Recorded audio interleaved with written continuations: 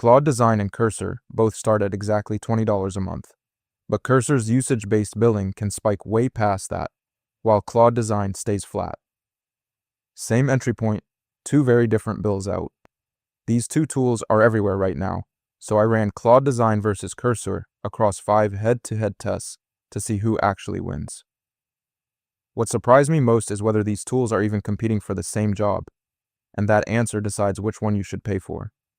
My name is Brian, and I'm in these tools 12 hours a day, so you don't have to be. Every number here traces back to sources both companies actually publish. If you're a dev shipping code daily or a PM turning rough ideas into screens, picking the wrong tool wastes real money every single month. Test 1. Cost. A solo founder or PM who signs up for Cursor Pro at $20 a month and then hammers it all week can end up with a bill that's way bigger than they planned, because Cursor's pricing has usage-based components that don't show up until checkout. Claude Design's flat subscription just doesn't do that to you. Both Pro tiers land at exactly $20 a month, which is a dead tie on entry price. At the mid-tier though, Cursor's Pro Plus runs $60, while Claude Design's Max 5X jumps to $100. That's 67% more for Claude Design at the same usage level, and community reports back up that Cursor's bill can still spike past that $60 if you're literally hammering it. Before you call this for Claude Design on predictability, take it with a grain of salt because the comparison gets complicated fast. Cursor's usage-based billing can actually be cheaper if you're a light user who doesn't hit the ceiling, and Claude Design's flat rate still costs more at the mid-tier, even if it never surprises you. It really depends on how hard you push the tool. Cost is a tie. Claude Design's flat pricing looked like it would run away with this one, but the mid-tier numbers flip it back toward Cursor for heavy users, so neither tool clearly wins on price across the board. Scoreboard stays at 0-0, with this one going down as the first tie. Test 2. Coding benchmark performance. A dev who picks the wrong AI coding tool and ships a feature that breaks in production doesn't just lose time, they lose trust. At the same $20 entry price, you want to know which one has actually proven it can handle real coding tasks, and a published benchmark score is the closest thing to that proof. So here's what I found. Cursor publishes Cursor Bench, and their best model scores 70.5 on it, based on real Cursor sessions, not synthetic evals. Claude Design, I couldn't find any published coding benchmark at all, which kind of makes sense because it's powered by a vision model and built for design, not code generation. Community reports also say Claude Design's outputs lose fidelity when you try to implement them in Claude Code. Cursor takes this one. There's just nothing to compare on the Claude Design side, because it's a design tool, not a code agent, so this one's not close. That puts Cursor ahead 1-0, with one tied. Test 3. Speed. A PM waiting on a design revision while a developer is blocked downstream isn't just annoyed, they're burning sprint time. If one tool is measurably faster at generating output, that gap compounds across dozens of iterations a week. And at $20 a month, you want to know you're getting speed for that spend. What surprised me here is that neither side actually publishes a hard speed number. Claude Design claims faster design iteration, but won't put a figure on it. Cursor's Cursor Bench plots scores against tokens, but gives you no absolute latency.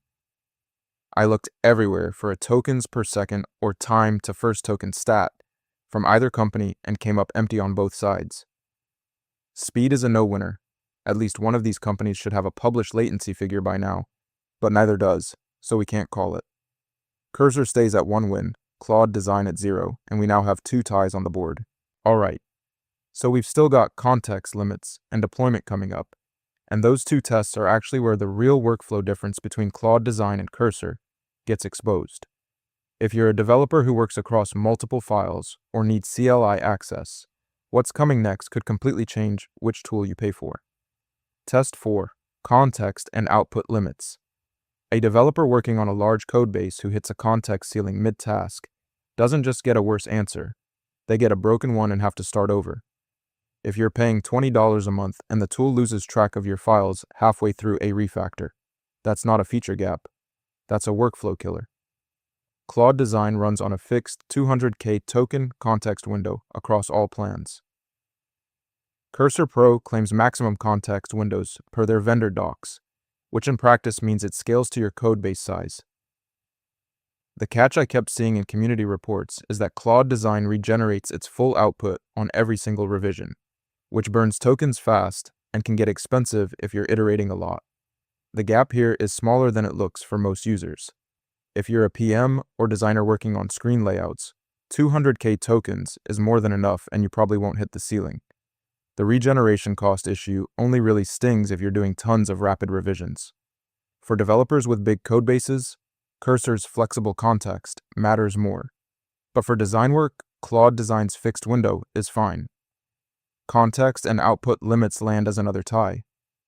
Cursor's flexible context looked like it would win this outright for developers.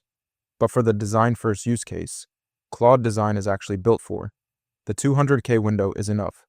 So it's really a draw that depends on your job. 3 ties now, Cursor still leads 1-0. Test 5, Deployment and Modality. A developer who needs to run agents from the CLI, sync with Slack, and edit multiple files in a local IDE is going to feel a real pain if their AI tool is browser-only with no local access. The form factor you pick either fits your workflow or forces you to change it, and that's a bigger deal than most people realize. Claude Design is a browser app. Full stop. You get a desktop sidebar too, and it syncs with Claude Code via a design sync command. But the handoff fidelity is community reported as imperfect. Cursor is a standalone VS Code fork with cloud agents, CLI access, Slack integration, and mobile. It's just a broader deployment footprint across the board. These tools aren't really trying to do the same job though. Claude Design is a design-first canvas for PMs and founders who want to sketch out visual direction fast without writing code. Cursor is a code-first IDE for developers who live in their editor. Calling one better than the other on deployment is kind of like comparing a sketchbook to a terminal. They just serve different people. Deployment and modality is a tie-in capability because they're genuinely built for different workflows. Cursor's broader feature set look like a clean win on paper. But for the audience Claude Design actually targets, the browser app is the right form factor.